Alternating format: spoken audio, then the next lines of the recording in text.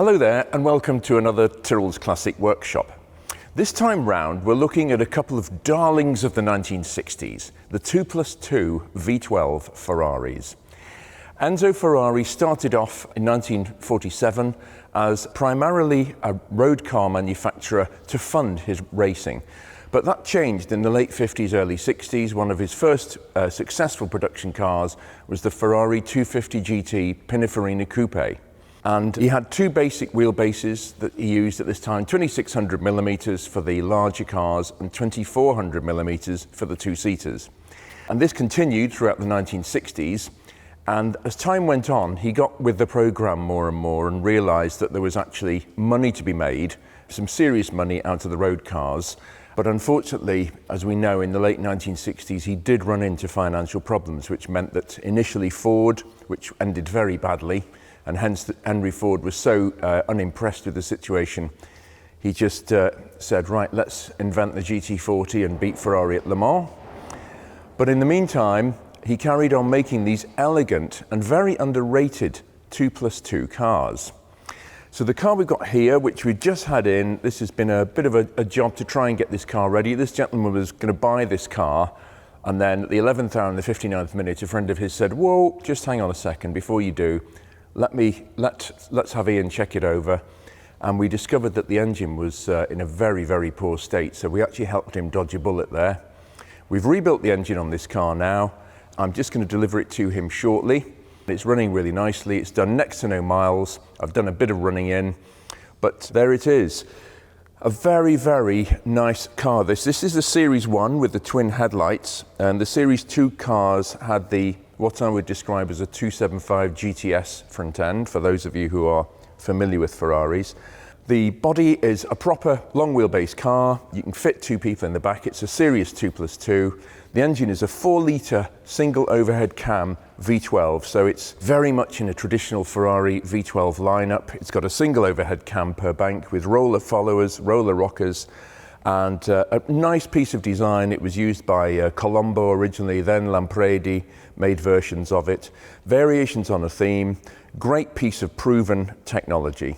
And these cars, for years, were the underdogs to such an extent that people used to take the bodies off them, the chassis and the running gear, and convert the chassis and the running gear into a California Spider or a replica GTO or whatever. And there was a roaring trade in that for years.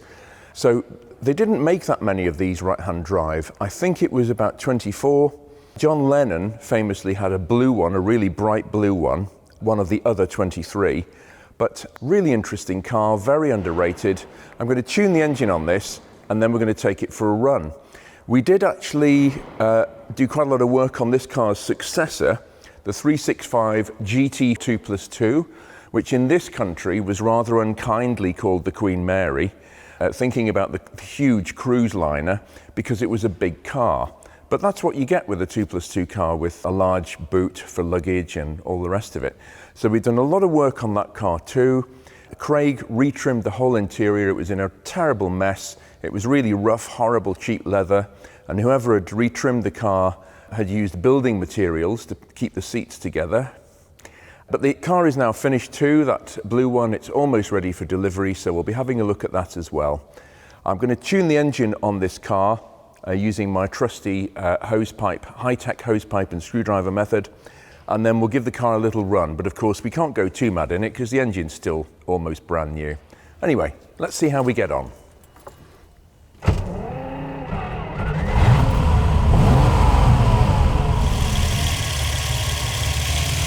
Yeah, the throttle linkage is out of adjustment here, so I'm just going to do something with that. I'm listening for quality and quantity, so there should be a nice thump out of each inlet as the cylinders draw the air in, and there should be a nice no hissing and no popping or crackling, which means that it's right. Hissing is rich, popping and crackling is weak, and you'd think it would be easy to tune just 3 carburetors, but actually sometimes it's more difficult to do this than it is a 6 carburetors setup like the later Ferraris have got. These carburetors have a habit of wearing, so even though we've had these properly rebuilt, they can draw air in from the throttle spindles and things like that, which makes them actually quite tricky to set up. But anyway, we'll have a go. We won't have a go, we'll succeed.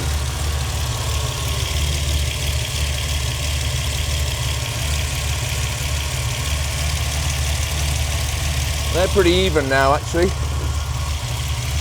So I'll just go along each one and tune it.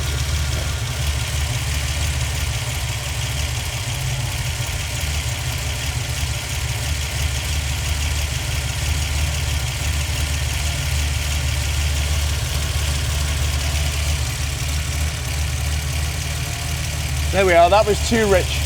The engine note's gone up. Now it's down.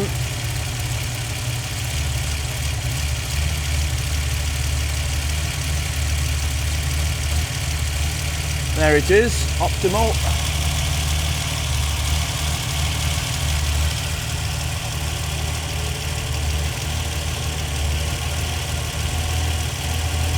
There again, the engine notes increased, which means that's better, working more efficiently.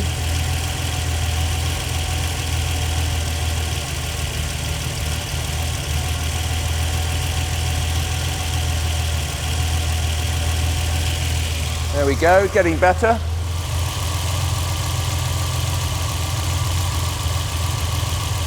Now that's gone weak there, so I'll just unscrew that a bit.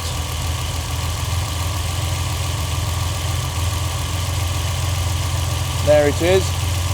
You can tell the noise, it's happier immediately.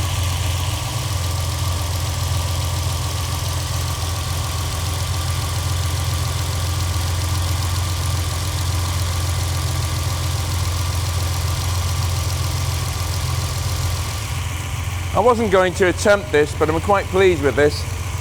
We'll see if we can do it.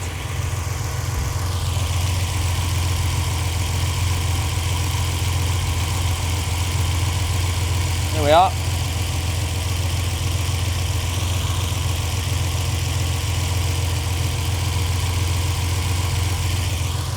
Fantastic.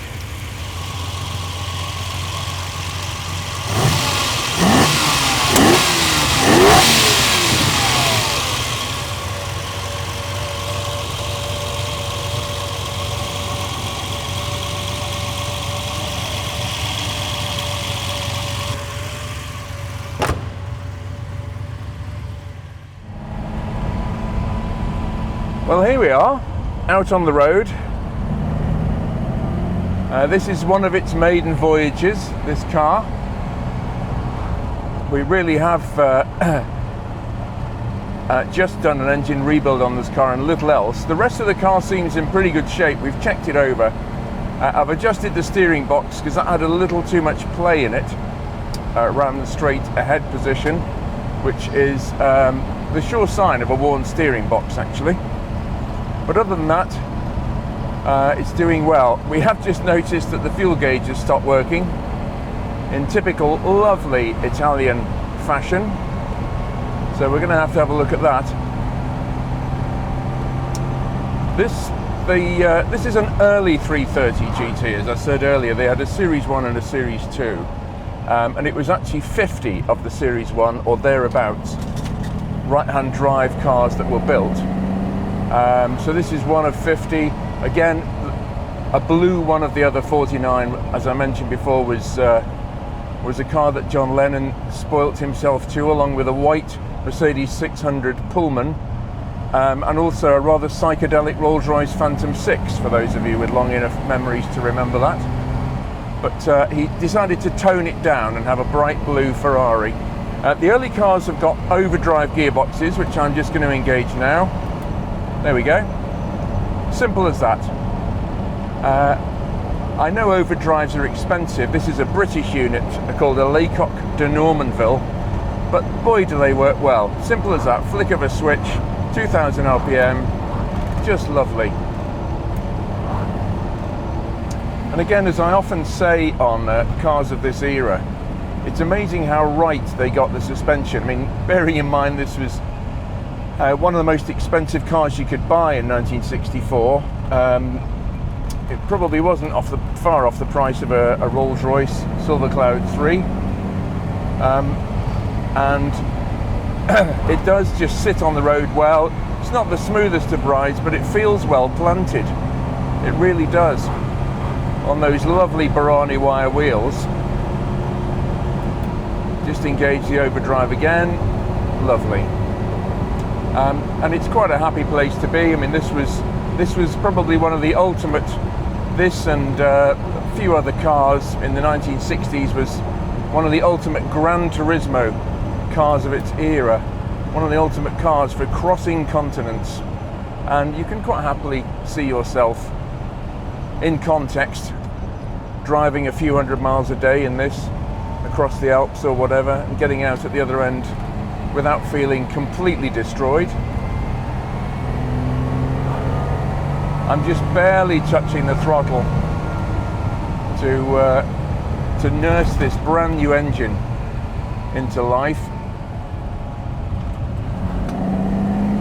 Just a very slightest touch. It's pulling really nicely. No issues whatsoever. Coolant temperature is lovely.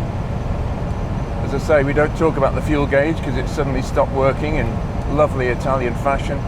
It's taking a bit of charge in the battery, which doesn't bother me because we have been just freshly put it together and been moving it round. But yeah, great place to be. Just flick the overdrive in again. Just really good.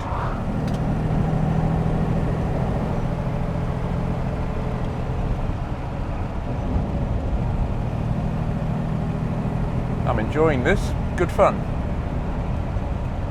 It's not quite the nerve-wracking experience that driving something that we've done a complete restoration on, like the Gold Miura, when every last thing has been touched and modified and rebuilt and overhauled.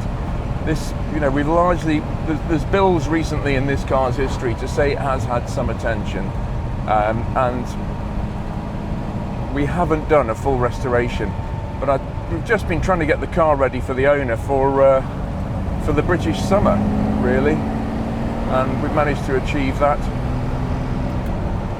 That overdrive is just wonderful. Much better than a fifth gear, really, but very heavy and very expensive at the time. Gearbox is nice.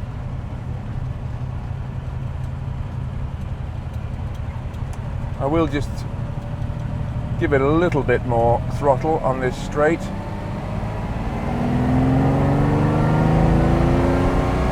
Yeah, lovely.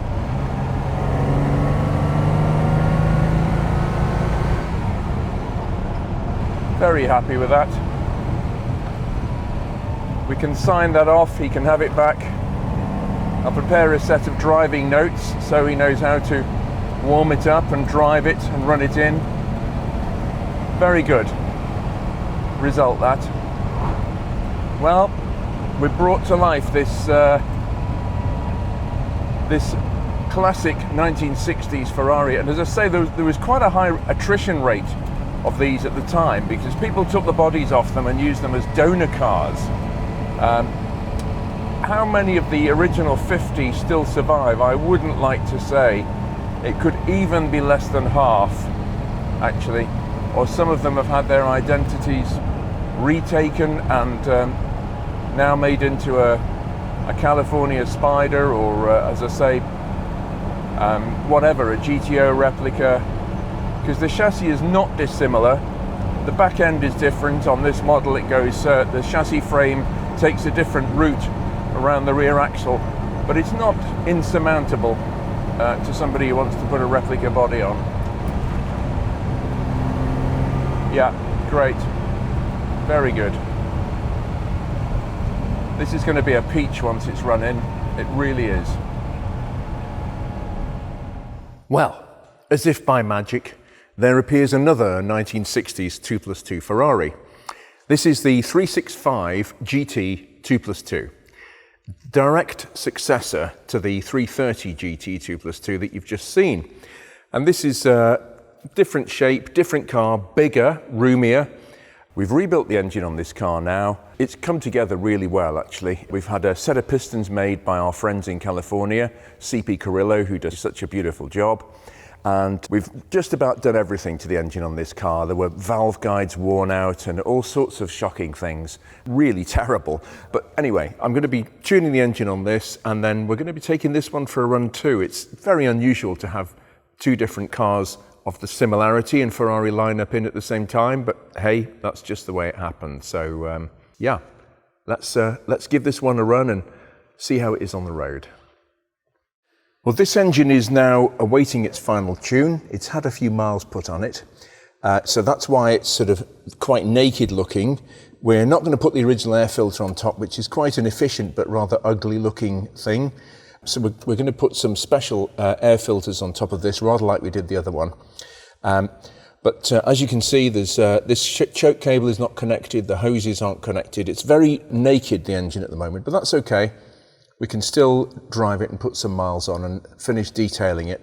The paintwork's going to have a good polish as well, but we can take this one for a little run and see how it goes. Well, here we are. The chances of having two models of Ferrari from the 1960s, one immediately before the other, are very low, but it's just the way the chips fall sometimes. We've been doing all sorts of work on this car, and we have rebuilt the engine on it.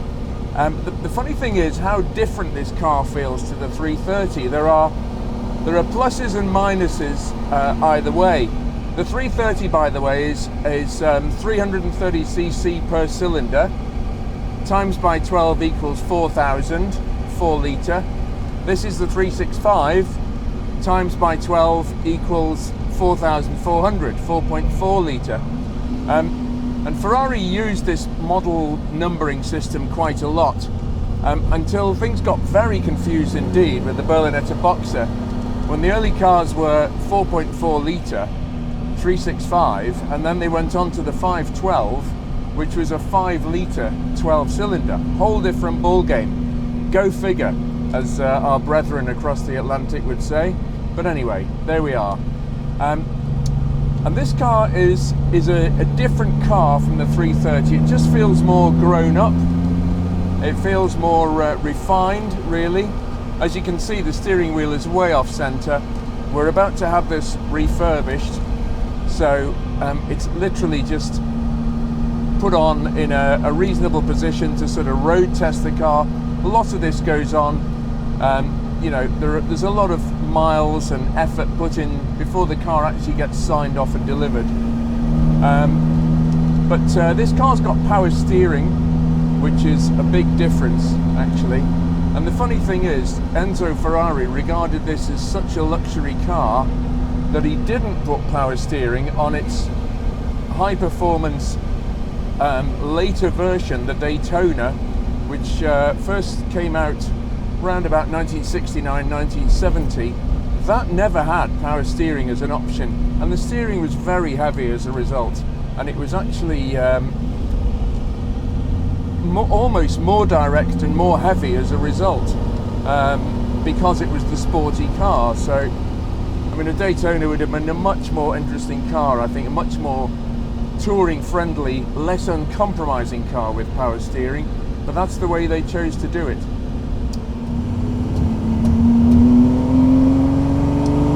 Yeah, this car's going really well.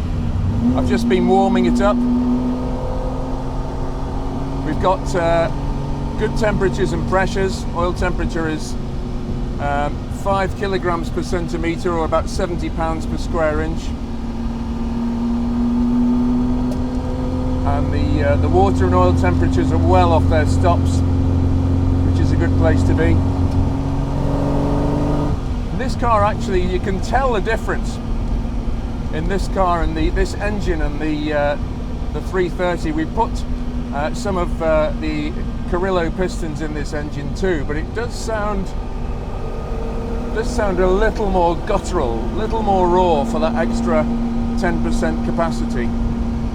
But again, it sticks to the road pretty well, really.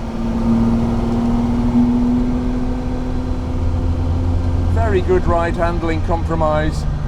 Lovely 5-speed gearbox. We actually had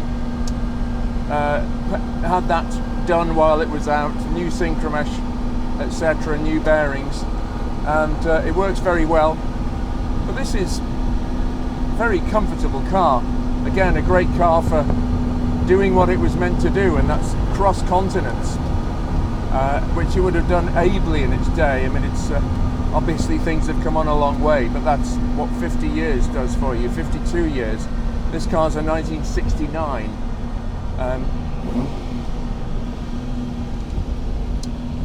Very flat cornering, really.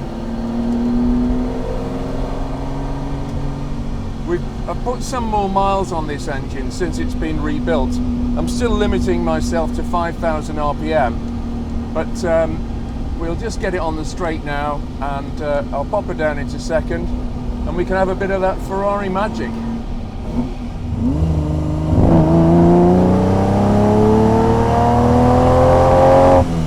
Oh yes!